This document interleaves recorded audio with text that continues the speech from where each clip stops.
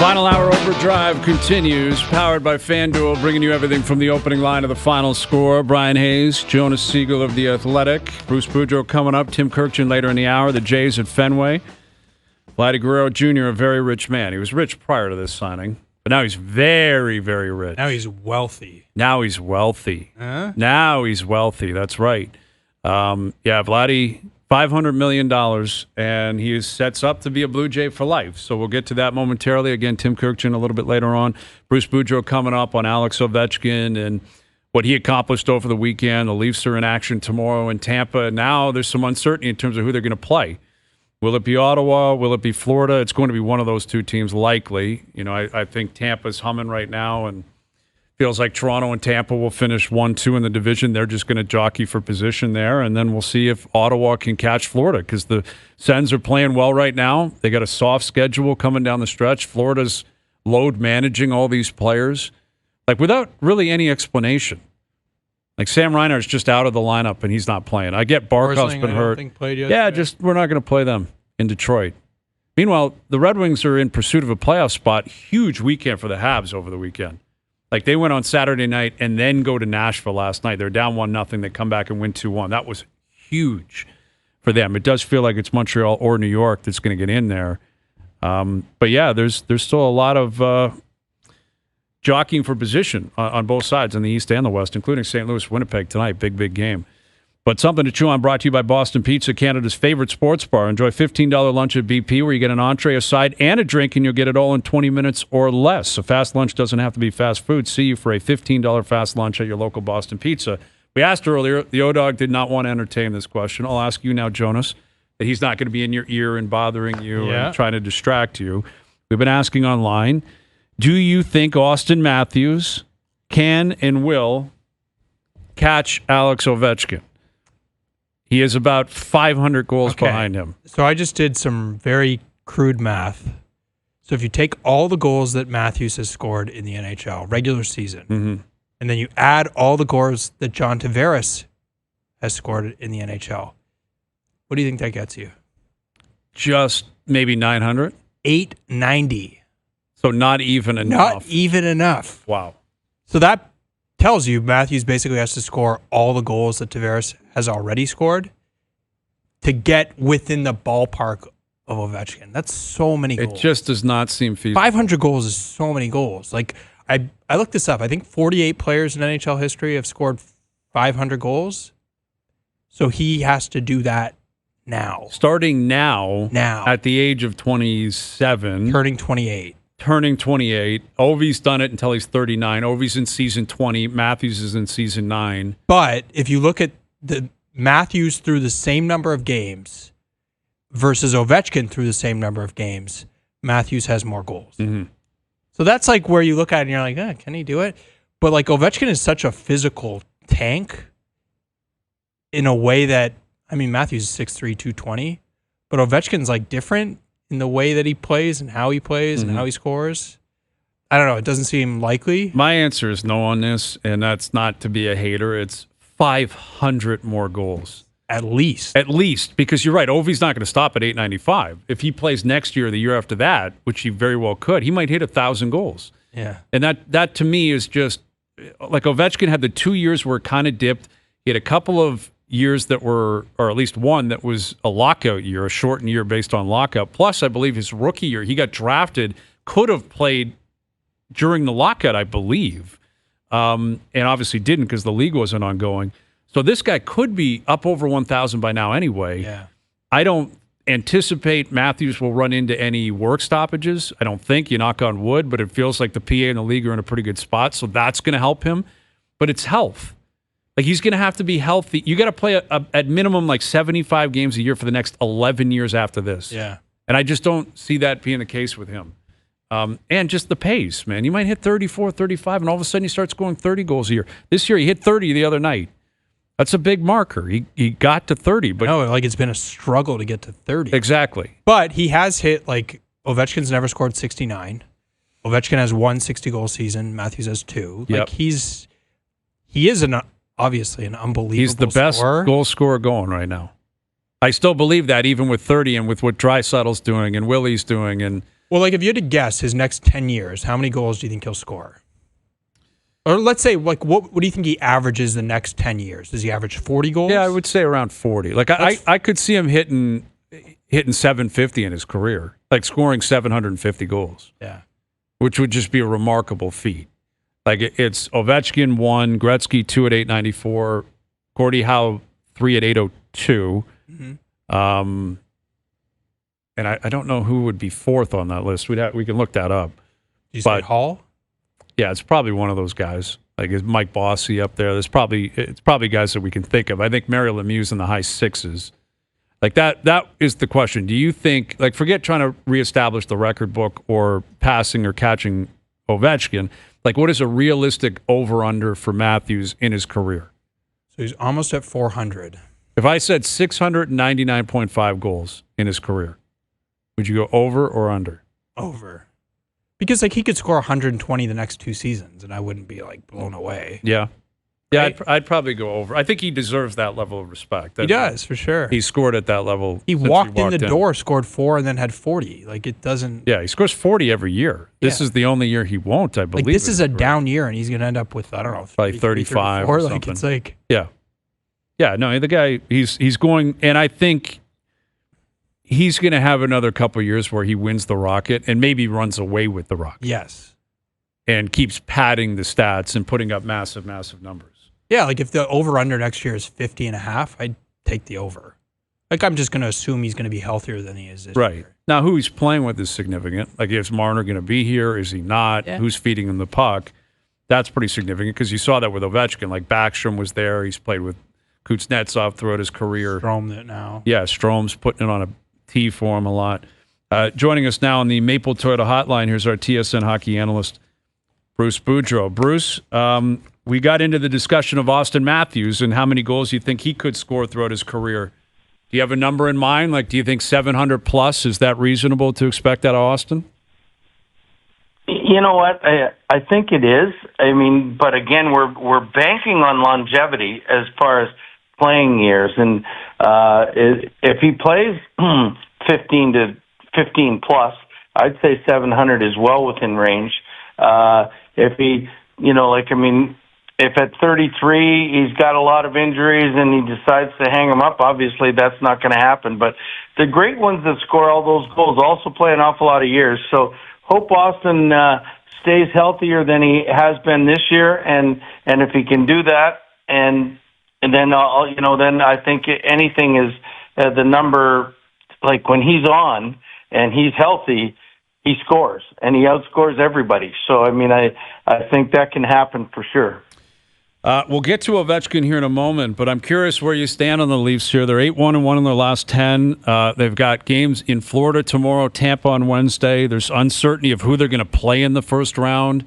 What would you expect the messaging to be from Craig Berube here down the stretch? First of all, it's 8-1-1, but it hasn't felt that way. Like, I mean, they're doing great, and they're going to end up, I think, depending on this week, in first place in the Atlantic. But I think they've still got more to give. I think they're played. I think they'll split this weekend or this week in Florida, in Tampa and in Florida.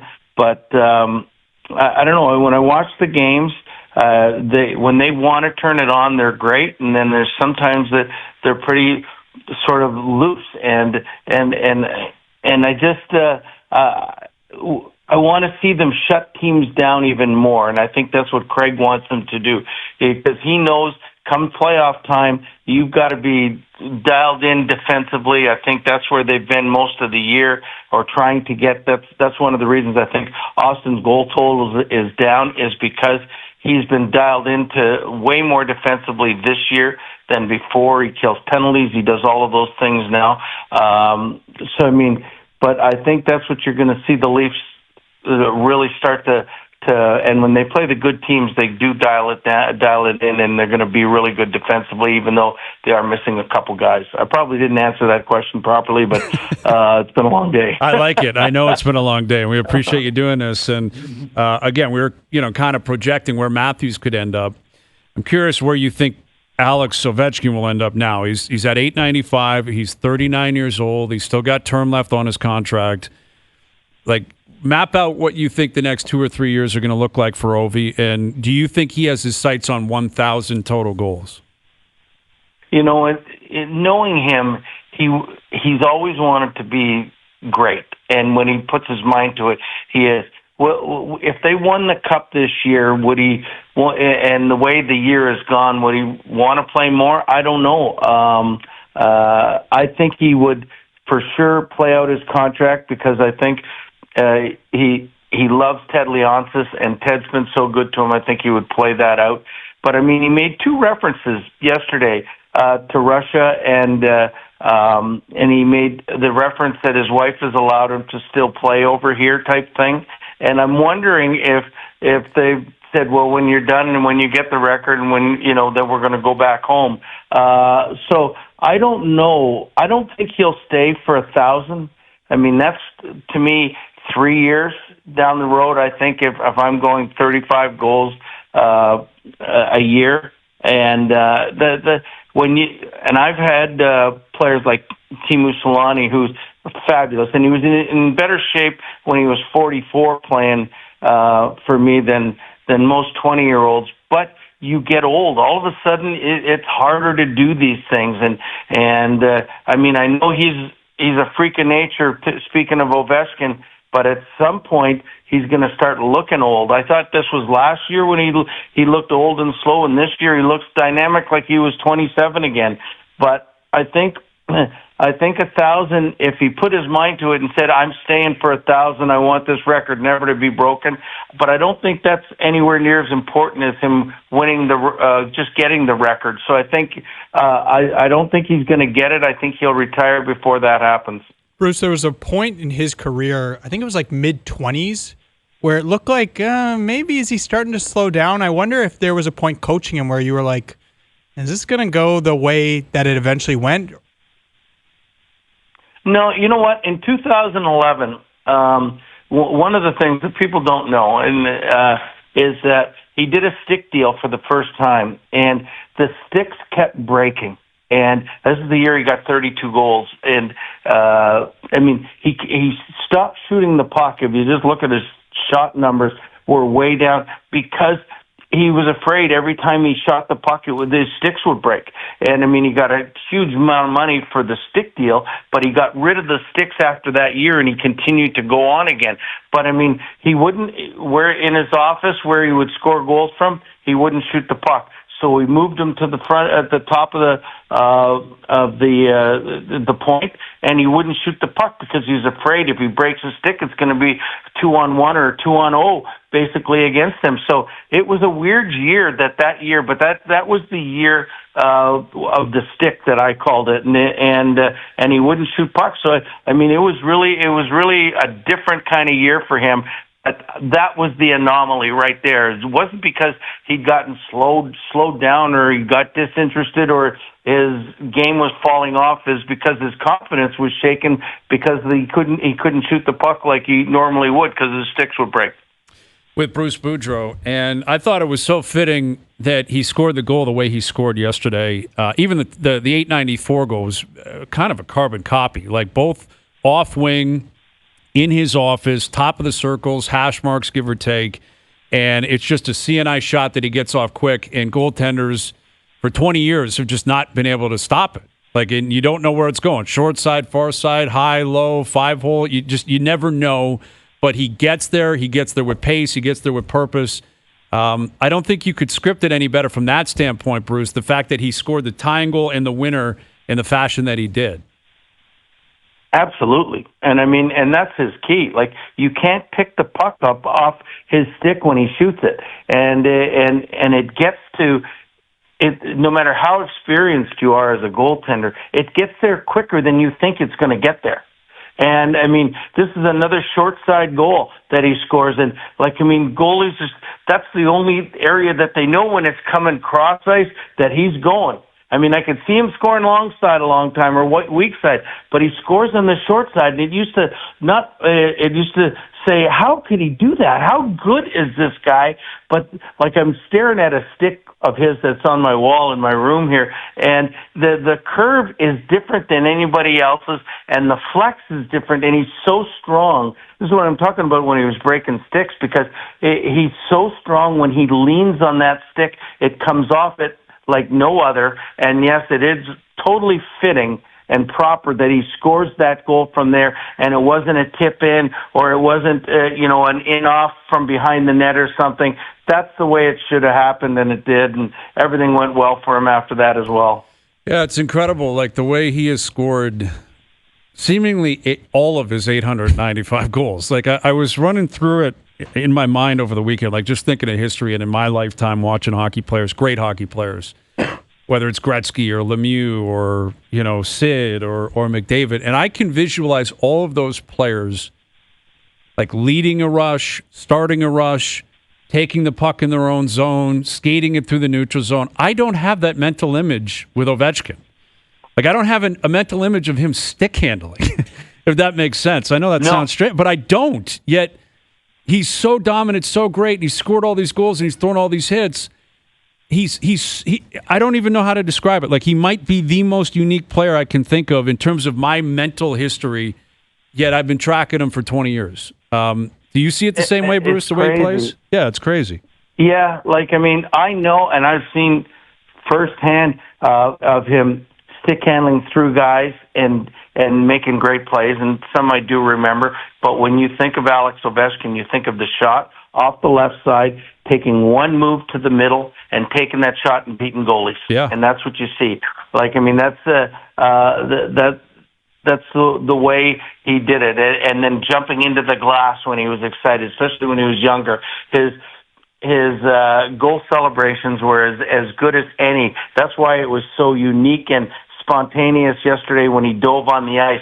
That's I've seen him jump into the glass, dive into the glass, and do all kinds of things after he scored, but it was always based on a shot coming down the wing.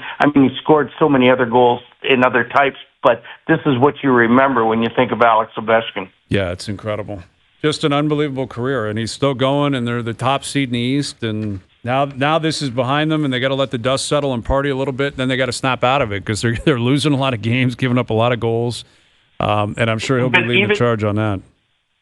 And I agree with you. Everything has gone so well. Even the timing of this goal has gone well because now they've got a time to reset because they haven't been playing well. And I think that is over, and I think it's been on everybody's mind. Especially when I do the cap games, and you can tell that the players are thinking Ovi. When you saw how quick everybody jumped off the bench in anticipation of when he scored. Now they got 3 days. They don't play till Carolina. Will be a great test because Carolina beat them 5-1 or something the other day. And but they got 5 games to reset for the playoffs, and I think it was a perfect time for him to score. You're certainly glad it didn't leave it till the last game of the year. Then, holy smokes, I don't know if they would be prepared for the playoffs, but they will be prepared. And I'm thinking that they will get back to the way they were playing 20 games ago. Yeah, that's got to be the thought process down there for sure. Great stuff, Bruce. Thank you for doing this. We'll do it again soon. I hope so. Take care, guys. Have a great night. You got it. Bruce Boudreau joining us here on the Maple Toyota Hotline. Drive the built-in Canada, fuel-efficient, fun-to-drive Toyota RAV4. Gas or hybrid models available. Visit mapletoyota.com. Do you know on record I just didn't know that he has the most shots in NHL history, which I guess makes sense. Yeah. He has 6,852. Number 2 is Ray Bourque, 6,209. Isn't that amazing? Ray Bourque is second. Yeah. Bourque's got the record for, I believe, most shots in a game. Is that right? I believe. How many? So I want to say it's into the 20s. You look that up, Doogie. I saw. Wow. Yeah. Because that was his rep. I remember Owen Noodles telling me back in the day, his rep was he'd get over the blue line and shoot. Just chuck it? Everything was on net. Everything. And How much? 19? 19 registered shots in a game. Wow. Matthews has kind of come close to that. I think he's had like He's 15. at double digits for sure. I think that game against Detroit last year, where he was chasing 70, the last home game, didn't he have like 20 attempts or something like that? Well, that's the thing. Like, I'm looking at some of Ovechkin's season. He had one season where he had over 1,000 attempts. Yeah. And over 500 shots. Like, that's insane. Yeah, it's incredible, man. That's what he like when. That's why it's so difficult to describe him, and that's what makes the like giants of sport so amazing, is that they are so unique. They just don't blend in. But he, of all the legends of the sport, to me is so different than anyone in modern history, anyway. Because again, I don't picture him. I don't picture him chipping a puck out. And I know he's done it thousands of times, clearly. But it is really like clear cut that he is a force to be reckoned with. He hit everything in sight. You couldn't touch him. You couldn't move him. He was going to get 15 shots in a game. He was going to rip home more goals than anybody. He was going to play every single night. And he was going to terrorize every single defense and every single goaltender he played. Mm-hmm. Yet it was not in a way like Gretzky and Lemieux and McDavid. They did it with like grace and with like highlight reel. He was power. He was just pure power, man. Yeah. Well, and you knew where he was shooting from. You knew what he was trying to do. And you have no idea how to stop it. And 20 years later, he's still doing it. It's nuts. Yeah, it's incredible. Like that's the amazing thing when you break down his career. Like he had that brilliant goal his rookie season against Arizona, where he comes in and dangles a guy and he's on his back. Like that's just an unbelievable goal. Like pure talent, pure skill, incredible. But I'm trying to, like, I was trying to think of it on the fly last night. Like, I can't picture any other goals where he's on a breakaway. You know what I mean? That's like, what differentiates Matthews, is he scores in all these different ways. Like, he doesn't have really one distinct thing. Like, that's right. He scores on one-timers. He's got the wrist shot. He scores on wraparounds. You know what I mean? Scores in front of the net. He scores banks every on rebounds. kind of way. Yeah, and Ovi's obviously done all of this. Like, clearly he has scored on breakaways and 2-on-1s, but like for the most part, it just feels like it's a carbon copy way of scoring, and he's been unstoppable for 20 years. I was going to ask you, I wrote down like 5 records, actually 6, that I wondered if you thought they would be broken. Okay, what do you got? Ask you? Yeah, go ahead. 100 points in an NBA game. I think that could be broken. You want to give me Jerry's percentage on these? Sure. Okay. I'll say 20%. It's low, but with the 3-point line now, like take like 23s. Yeah, some guy gets hot and hits exactly that. Even breaks. that, you're still not close. Listen, I'm not saying it's overly likely. I'm 20%, which means 80% chance it won't happen. But I do think the 3-point line and scoring and the way people defend now, I think it's possible. Possible. I mean, Kobe got to 81, and threes weren't as big a part of the game then. Mm-hmm. Okay, 56-game hit streak. No. See, I think that one is doable. I'd be curious to see who was second on that list. I don't know. I would guess it's like 40 games, 42 games. So 56 games is like 56 2 months basically. It's more than a third of the season. Okay. Every day, it seems reasonable. Well, it's just one hit, right? Just one hit. It's baseball though. Like it just, I'm honestly, I don't think anyone else has done 50 in a row. Okay. 92 goals. That's Gretzky, obviously. Yeah, I think that's kind of like the 100-point game with Wilt. Like I would say 10%. I think that's like 1%. I'd say 10%, but I hear you. You don't know where the game's going. Like, what if we get to 84 games? What if we get to a scenario where make the nets bigger? Yeah, I mean, it's possible, right? Like, what if there's some kid that's coming that is just the guy? He can play 30 minutes in a game. He's nonstop, and he can skate, and he just does everything. I mean, this record and this experience has taught me that anything is possible. Outside of like fights and goalie starts in a row, like all that kind of stuff where the world is just completely different, any statistic in terms of pure talent and production has to be on the table. I think that one's very, like, I'd say 10% at most. Like 92 goals is just crazy, man. Yeah. Like Matthews seemingly scored every single game last year. Still well and he had short. 69. Right? He was 24 short of the record, 23 short of tying it. Yes. Maybe I'm lower on that, 5%. Okay, last one. I could have come up with like 10 of these, 100. 10 points in a game. I actually think that one could. Yeah, I'd say 30%. That can happen. Yeah, I'm surprised it hasn't gotten. There's been a couple that have gotten to 8, right? Like Gretzky did 8, I think, a few times. Sam Gagner did 8 about 15 years ago. You would just think in one of these games when a team gets like 9 or 10. You just don't see. I guess you don't see 10 goals. You don't see goals like that anymore. The difference is not necessarily the individual players, the way teams defend and the goalies that make it so difficult. Like goalies are just too good now. Like the idea that because obviously one guy's going to get pulled. If you're pushing up on 10, you're going to the backup. 2 guys going into the game and getting shelled like that just doesn't. I know, but Columbus gave up 8 like a few days ago. Yeah, like you need a couple empty netters. You need a hot start. You need like 4 or 5 points in the first period. Then you're alive and you see what happens. But that one, man, Sittler's had that for like 50 years. Yeah, that's low too, man. They're all again. Prior to this race, I would have said impossible, but now I'm like, I just saw something I never thought could happen. Put it on the and table. It was amazing. It was amazing. Like these records, man. The chase has got to continue. I don't know which one's next, but I'd love to see it happen again in some capacity in pro sports. All right, best bets later in the hour. The Jays are at Fenway tonight. Tim Kurkjian will join us of ESPN. His take on Vladimir Guerrero Jr. getting paid. 14 years, $500 million. How significant is it for Vladdy, for the franchise? How does it change the viewpoint of the Blue Jays throughout baseball? Those and more questions will be answered by Tim. Overdrive continues. TSN 1050 and on TSN 2.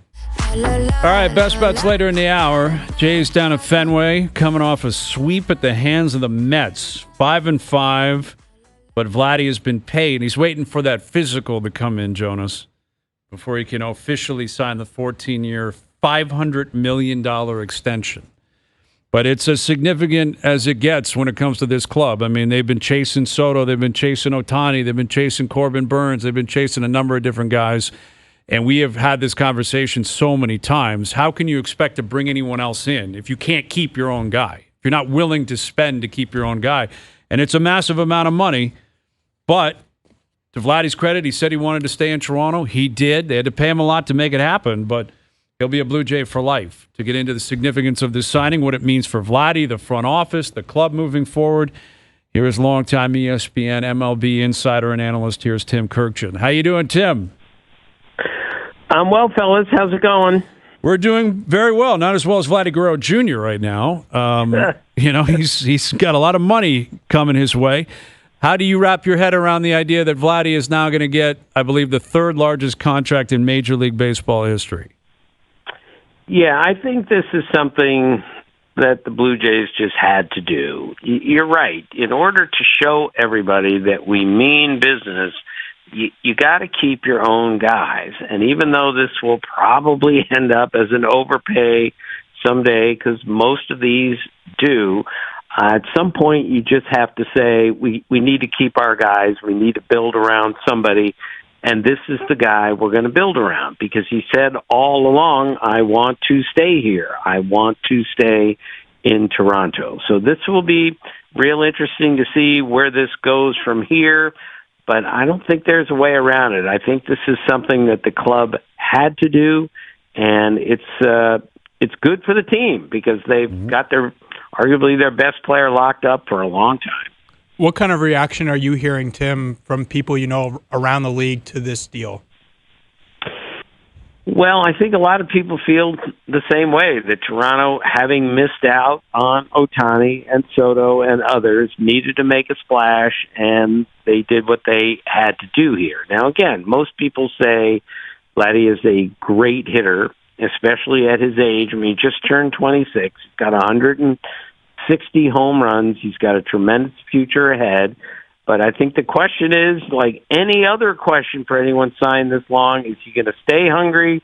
Is he going to stay in the best shape possible? Is he going to stay an above-average defensive player? Is all of that going to continue to go in the right direction? I think they ask that about anybody who signs a long-term contract. So those were a couple questions that I heard today. How does this affect the reputation of the front office. Ross Atkins, Mark Shapiro, they've been taking a lot of heat here in Toronto. I know you're aware of that, Tim. It's a big season for them. I think they got to win ball games. But now that they've locked this in, regardless of the dollars that we're actually talking about here, the fact that they committed to Vladdy, they got him signed, how significant do you think this is for the front office and their reputation and what they're hoping to change in the future? Yeah, I think it's really important because I'm aware that not everyone in the country is wild about the way the Blue Jays have been run. But here, ownership stepped in and said, all right, we're going to do what we have to do here. And I think, again, you always need to end up paying somebody in the end, even if you have to overpay in order to move forward. So I think the front office is in better shape today than it was yesterday, because they got a great player signed. Well, and in terms of what Vladdy's got to do now, like the pressure, I think now shifts to the player. You got paid; that's a big price tag. There's a big commitment there. I said earlier today, I think when we get to 2035 and you look back on the previous decade, he has got to be a top 10 offensive producer over that decade. And if he does that, then you can justify this contract, and I think it'll be a great contract, and he'll go down as the greatest Blue Jay ever and own every single record, et cetera, et cetera. How likely do you think that is to actually happen, that over the next decade, Vladdy is a guy that is a top-notch offensive player? I think he'll be a top-notch offensive player for the next 10 years, and I think you're right. I think he will surpass everyone on that list for home runs, RBIs as a member of the Blue Jays. And I think you're right. I think the pressure is on him. I know that he does not like to be embarrassed or lose or anything else. And now the pressure shifts to him that is he worth this kind of money?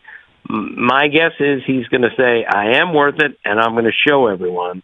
And we can't forget how young he is. We can't forget his track record already. Just turned 26. It's pretty impressive, but he's got to have 10 more really good years in order to make this contract really work. Tim, do you think it's possible that more teams look at deals like this and say, we got to lock up our young players as quick as possible? We saw it with Jackson Merrill the other day, Christian Campbell. Do you think this changes the equation, or is this just such an outlier that it's not even comparable? No, I think most teams are doing what you said. They're taking their young guys and they're saying it's going to cost way more if we let them get to the point where Vladdy got to. So let's tie him up as quickly as possible, as Jackson Merrill did and several other young guys in the last few months. It's the only way to go. But you have to make that determination very early on. You can't wait till almost at free agent time, because by that point, the numbers have gone up sky high.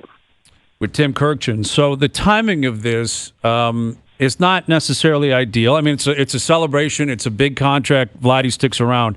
But they're 5-5. Vladdy is still not really arrived yet offensively. He hasn't hit a home run yet. Bichette hasn't hit a home run yet. Santander hasn't hit a home run yet. They just got swept by the Mets. I'm curious what you think the Blue Jays could take from this and what you would expect to see out of Vladdy starting at Fenway tonight, now that this deal's out of the way, and the idea that he could come alive and how significant this news could be for the clubhouse in terms of just, infusing some positivity for them. Yeah, I don't think there's any doubt this will change the look and the feel in the clubhouse. I've been in those clubhouses for 45 years, and when everyone looks around and goes, great, the first baseman got paid, let's go, that doesn't mean Vladdy's going to hit a home run every night for the next 3 nights at Fenway, and everyone's going to start to hit right now, but it is a tremendous burden eased that we've got our guy, and now let's just everyone go out there, relax, and play. We all recognize how hard it is to get a hit in the big leagues today. It's the hardest hitting environment I know that I've ever seen. So no one should get worried or on any team if somebody hasn't hit a homer in his first 10 games. Things are going to change. They're going to change for the Blue Jays. They're going to change for Vladdy. And I've seen the American League East, fellas. It's a really strong division, but there is no great team in this division. No one is going to be good enough to win 100 games, run away. So as long as the Blue Jays can hang around and play better baseball than they played at Citi Field, they'll be okay. Yeah, I would agree with that as long as the Yankees don't hit about 2,000 home runs this season, which is pretty remarkable considering the pace that they're on right now. They're breaking records early into the season. The Sox put up 18 runs last night on the Cardinals. What is your explanation or what is your read on the Yankees offense so early into the year? And I guess Boston, not necessarily at the same level in terms of run production, but not far behind them. Yeah, the Red Sox are demonstrably better than they were last year. There's no doubt about that. I did one of their games from the booth in spring training, and I was thoroughly impressed with how much better they are with the additions they made and the young guys, Christian Campbell, that made the club. They are a dangerous team. I also did the Yankee game against the Brewers when they hit 9 home runs, 7 in the first 3 innings, and they, of course, can be a really, really good offensive team. But they lost a couple in a row and haven't hit a homer in 2 games. Those things can happen. So I did a radio show, fellas, about a month ago, and we picked 5 analysts on the show, 5 different picks for the AL East winner this year. 5 out of 5. Wow. I've never seen that before in all the radio shows I've done. So I think that just speaks to how evenly matched the American League East is, and that's why you can't count out the Blue Jays, but they just have to get going a little bit better than they have the first 10. Yep. Well, we'll see what comes of it tonight. They're at Fenway Park for 4, then they roll through Camden Yards for a few games. They got the Yankees coming up at Yankee Stadium. They got a big month ahead, but they've obviously decided to make some moves here on Vladimir Guerrero Jr., and a lot of excitement comes from that, certainly up here in Toronto. Appreciate the insight, and thank you for the time, Tim. Always appreciate it. Okay, fellas, take care. Tim Kurkjian of ESPN. Well, we'll see what they have in store tonight, Jonas. Yeah, who do you think the favorite in the division is? The Yankees? I think so. The Red Sox? I mean, I think it's the Yankees until they prove otherwise. Well, so you said the Jays have hit 5 homers, right? As a team, 5. And how many? Do you know how many Judges hit?